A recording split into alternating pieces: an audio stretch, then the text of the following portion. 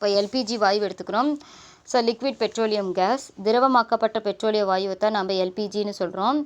இந்த எல்பிஜி மற்றும் ராக்கெட் எரிபொருட்கள்லாம் வந்து பார்த்திங்கன்னா வணிக செயல்பாடுகளுக்கு திரவ நிலையில்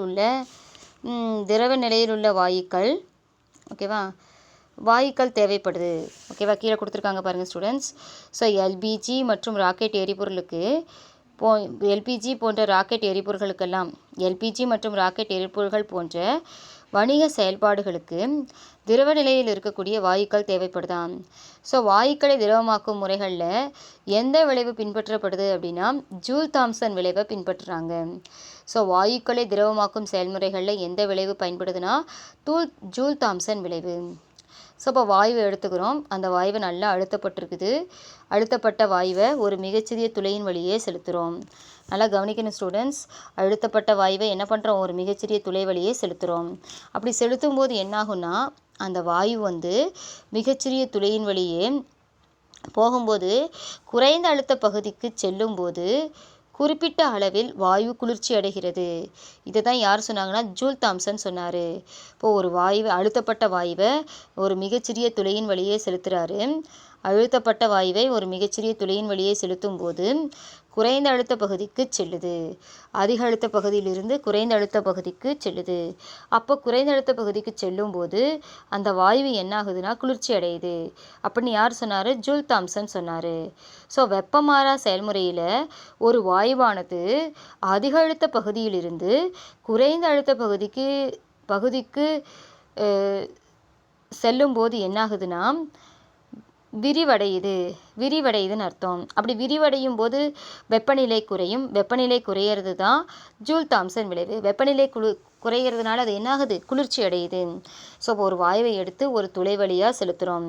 அப்படி துளை வழியாக செல்லும்போது அதிக அழுத்த பகுதியிலிருந்து குறைந்த அழுத்த பகுதிக்கு போகும்போது வாயு விரிவடையும். வாயு விரிவடைகிறதுனால வெப்பநிலை குறைஞ்சு போயிடும்னு சொல்கிறாங்க ஸ்டூடெண்ட்ஸ். அப்படி வெப்பநிலை குறையிறதுனால அந்த வாயு வந்து குளிர்ச்சி அடையுதுன்னு சொல்கிறோம். ஓகேவா, இதை சொல்லக்கூடியது தான் ஜூல் தாம்சன் விளைவு. பாருங்க, ஜூல் தாம்சன் விளைவு எனப்படுகிறதுன்னு கொடுத்துருக்காங்க. கீழே பாருங்கள், இதுதான் ஜூல் தாம்சன் விளைவு.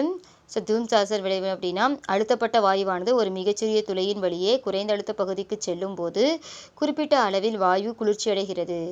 ஸோ வெப்பமாறா செயல்முறையில் ஒரு வாயுவானது அதிக அழுத்த பகுதியிலிருந்து குறைந்த அழுத்த பகுதிக்கு செல்லும் போது விரிவடைய செய்யும் போது வெப்பநிலை குறையுது. இந்த நிகழ்வை சொல்லக்கூடியது தான் ஜூல் தாம்சன் விளைவு. ஸோ ஒரு குறிப்பிட்ட வெப்பநிலைக்கு கீழே மட்டுமே இந்த விளைவு நடைபெறும். ஒரு குறிப்பிட்ட வெப்பநிலைக்கு மட்டும்தான் வெப்பநிலையில் மட்டும்தான் ஒரு வாயு என்ன ஆகும்னா அதிக அழுத்த பகுதியிலிருந்து ஒரு துளை வழியே குறைந்த அழுத்த பகுதிக்கு செல்லும் போது விரிவடைந்து குளிர்ச்சி அடையும் வெப்பநிலை குறைவின் காரணமாக அப்படிங்கிறது. இந்த நிகழ்வு எப்போ மட்டும்தான் நடக்கும்னா ஒரு குறிப்பிட்ட வெப்பநிலையில் மட்டும்தான் நடக்கும். அந்த குறிப்பிட்ட வெப்பநிலை வந்து ஒவ்வொரு வாயுக்கும் அதன் தன்மையை பொறுத்து அமையும். ஓகேவா, இந்த நிகழ்வு நடக்கிறது ஒரு குறிப்பிட்ட வெப்பநிலையில தான். அது எதை பொறுத்து அமையும்னா அந்த வாயுவினுடைய தன்மையை பொறுத்து அமையும். ஓகேவா, சரி. அப்போனா எந்த வெப்பநிலை, கவனிங்க, எந்த ஒரு குறிப்பிட்ட வெப்பநிலையில் கவனிக்கணும் ஸ்டூடெண்ட்ஸ், எந்த ஒரு குறிப்பிட்ட வெப்பநிலைக்கு கீழ் ஒரு வாயு ஜூல் தாம்சன் விளைவுக்கு உட்படுகிறதோ அந்த வெப்பநிலையை எதிர்மாறு வெப்பநிலைன்னு சொல்லுவாங்க. ஸோ 2 மார்க்கில் கேட்பாங்க, எதிர்மாறு வெப்பநிலை வரையறு அப்படின்னு கேட்பாங்க ஸ்டூடெண்ட்ஸ். எந்த வெப்பநிலைக்கு கீழே ஒரு குறிப்பிட்ட வெப்பநிலை இருக்குது, அந்த வெப்பநிலைக்கு கீழே மட்டும்தான் ஒரு வாயு இந்த மாதிரி ஒரு துளை வழியே அதிக அழுத்த பகுதியிலிருந்து குறைந்த அழுத்த பகுதிக்கு வரும்போது விரிவடைந்து குளிர்ச்சி அடையுதோ, அப்படி மாறுதோ, ஜூல் தாம்சன் விளைவுக்கு உட்படுதோ அந்த வெப்பநிலை அந்த வெப்பநிலை தான் எதிர்மாறு வெப்பநிலைன்னு சொல்லலாம். எதிர்மாறு வெப்பநிலையை TI = 2A/RBன்னு சொல்லலாம். இந்த இடத்துல ABங்கிறது என்னென்னா வாண்டர்வால்ஸ் மாறிலிகள். வாண்டர்வால்ஸ் மாறிலிகள் A மற்றும் B. ஸோ A மற்றும் Bயினுடைய மதிப்பை எடுத்துகிட்டு வந்து இதில் இந்த சமன்பாட்டில் பிரதியிட்டோம் அப்படின்னா TI/2A/RBயில் ஏனுடைய மதிப்பையும் Bயினுடைய மதிப்பையும் பிரதியிட்டால் நிலைமாறு வெப்பநிலையினுடைய மதிப்பு TIயினுடைய மதிப்பை பெறலாம் அப்படின்னு சொல்கிறாங்க. அடுத்து பாருங்கள் students, oxygen, helium, nitrogen, hydrogen போன்ற குறைவான TC மதிப்பு இப்படி நம்ம கண்டுபிடிக்கும் போது இந்த மாதிரி A மற்றும் Bயினுடைய மதிப்பை கொண்டு வந்து இந்த சமன்பாட்டில் பிரதியிடும் போது பார்த்திங்கன்னா ஆக்சிஜன், ஹீலியம், நைட்ரஜன், ஹைட்ரஜன் போன்ற குறைவான TC மதிப்பினை பெற்றுள்ள பெற்றுள்ளன. ஸோ இந்த மாதிரி திறம்பட குளிர்விக்க ஜூல் தாம்சன் விளைவை பயன்படுத்த முடியும். ஹைட்ரஜன், ஹீலியம், நைட்ரஜன், ஹைட்ரஜன் போன்ற குறைவான டிசி மதிப்பை உடைய வாயுக்களையும் குளிர்விக்கிறதுக்கு நாம் ஜூல் தாம்சன் விளைவை பயன்படுத்தலாம்னு சொல்கிறாங்க. ஸோ எதிர்மாறு வெப்பநிலையில் ஒரு வாயு விரிவடையும் போது வெப்பநிலை உயர்வோ அல்லது குறைவோ ஏற்படுவதில்லை. ஓகேவா? ஸோ எதிர்மாறு ஒரு குறிப்பிட்ட வெப்பநிலையில் ஒரு வாயு விரிவடையுதுன்னு வச்சுக்கோங்களேன். இப்போ எதிர்மாறு வெப்பநிலையில் ஒரு வாயு விரிவடையுது. அப்போ வெப்பநிலை உயர்வோ அந்த வெப்பநிலையில் என்ன ஆகாதுன்னா குளிர்வடைஞ்சதுக்கப்புறம் வாயு வெப்பநிலையில் உயர்வோ தாழ்வோ வராதுன்னு சொல்கிறாங்க. எப்போ? எதிர்மாறு வெப்பநிலையில். எதிர்மாறு நிலையை அடைஞ்சிட்டா அதுக்கு மேலே வாயு குளிர்வடையும் செய்யாது, வெப்பமடையவும் செய்யாதுன்னு சொல்கிறாங்க. ஸோ அதான் சொல்லியிருக்காங்க. கவனிங்க ஸ்டூடெண்ட்ஸ். என்ன சொல்லியிருக்காங்கன்னா, எதிர்மாறு வெப்பநிலையில் ஒரு வாயு விரிவடையும் போது வெப்பநிலையில் உயர்வோ அல்லது குறைவோ ஏற்படுவதில்லை. ஆனால் எதிர்மாறு வெப்பநிலைக்கு கீழே தான் நம்ம சொல்லியிருக்கோம். எதிர்மாறு வெப்பநிலையில் சொன்னோம். எதிர்மாறு வெப்பநிலைக்கு மேலே பார்த்தீங்கன்னா ஒரு துளை வழியே வாயுவினை விரிவடைய செய்யும் போது வெப்பமாகிறது. ஸோ அப்போ எதிர்மாறு வெப்பநிலையில் ஒன்றும் பண்ண முடியாது. எதிர்மாறு வெப்பநிலைக்கு மேலே போகும்போது தான் துளை வழியே வாயுவினை என்ன செய்ய முடியும்? விரிவடைய செய்யும்போது வாயு வெப்பமாகும்னு சொல்கிறாங்க. சரி, வாயுக்களை திரவமாக்க பல்வேறு முறைகள் இருக்குது. லிண்டே முறை. வாயுக்களை திரவமாக்கும் பல்வேறு முறைகள் யாது அப்படின்னு கேட்பாங்க 2 மார்க்கில். லிண்டே முறை. இந்த லிண்டே முறையை பயன்படுத்தி காற்று அல்லது பிற வாயுக்களை ஜூல் தாம்சன் விளைவை பயன்படுத்தி திரவமாக்கலாம். லிண்டே முறையில் எதெல்லாம் திரவமாக்கலாம் அப்படின்னா காற்று அல்லது பிற வாயுக்களை ஜூல் தாம்சன் விளைவை பயன்படுத்தி திரவமாக்கலாம். 1 மார்க் கொஷின் கேட்பாங்க. ஜூல் தாம்சன் விளைவின் அடிப்படையில் டேஸ் முறையில் காற்று அல்லது பிற வாயுக்களை திரவமாக்கலாம் லிண்டே முறையில். ஓகேவா? எஸ். அடுத்து பாருங்கள், கிளாட் முறை.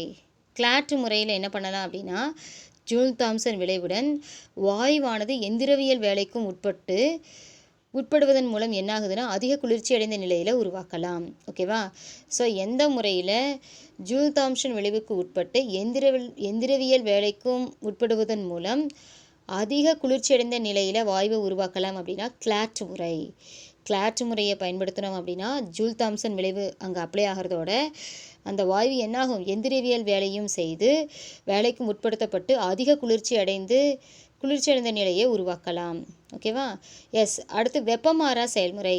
வெப்பநிலை மாறாமல் இருக்கக்கூடிய செயல்களில் கடோலியம் ஜிடி அப்படின்னு சொல்லக்கூடிய GdSO4 கடோலியம் சல்ஃபேட் போன்ற காந்தத்தன்மையுடைய பொருளின் காந்தத்தன்மையை இழக்கச் செய்வதன் மூலம் குளிர்ச்சி அடைய செய்ய இந்த வெப்பமாறா செயல்முறையை பயன்படுது. ஸோ இந்த முறையில் 0 கெல்வினை விட குறைவான வெப்பநிலை 10⁻⁴ கெல்வின் அளவில் வெப்பநிலையை அடைய செய்ய முடியும். ஸோ வெப்பமாறா செயல்முறையில் கடோலியம் சல்ஃபேட் GdSO4 அப்படின்னு சொல்லக்கூடிய கடோலியம் சல்ஃபேட்டு போன்ற காந்தத்தன்மை உடைய பொருளை காந்தத்தன்மையை இழக்கச் செய்யலாம். ஓகேவா? ஸோ அப்படி செய்வதன் மூலம் என்னாகும்னா குளிர்ச்சி அடையும் ஸ்டூடெண்ட்ஸ். குளிர்ச்சி அடைதல் நடைபெறும். ஸோ இப்போ 0 கெல்வினை விட குறைவான வெப்பநிலையில் இருக்கக்கூடிய, அதுவும் குறைவான வெப்பநிலையம்னா 10⁻⁴ கெல்வின். 10⁻⁴ கெல்வின் என்னது? 0.0004 கெல்வின் அளவில் கூட என்ன பண்ணலாம்? வெப்பநிலையை அடைய இயலும்னு சொல்கிறாங்க. புரியுதா ஸ்டூடெண்ட்ஸ்? இன்றைக்கி ஹோம்ஒர்க் பார்த்தீங்கன்னா கொஷின் நம்பர் 41. அடுத்து இயல்பு வாயுக்களின் வாண்டர்வால் சமன்பாடுகளையும் திருத்தங்களையும் 40-41 குறிச்சிக்கோங்க. அடுத்து இப்போ சொல்லி கொடுத்த கொஷின் என்ன அப்படின்னா பாருங்கள், 40-41 சொல்லிட்டோமா? அடுத்து விரவுதல் பாய்தல் வேறுபடுத்துக, அது ஒரு கொஷின். புக் பேக்கில் 37. அடுத்து வாயுக்கள் பற்றிய கீழ்கண்ட உண்மைகளுக்கு சரியான விளக்கம் தருக. வாயுக்கள் கடலின் அடிப்பரப்பில் தங்குவதில்லை. வாயுக்கள் தமக்கு கொடுக்கப்பட்டுள்ள வெளியில் பரவுகிறது. ஓகே, 33, 32. இப்போ 4 கொஷின் சொல்லியிருக்கிறோம். அடுத்து 35. ஓகேவா? 32, 33, 34, 40, 41 5 கொஷின் சொல்லியிருக்கோம். அடுத்து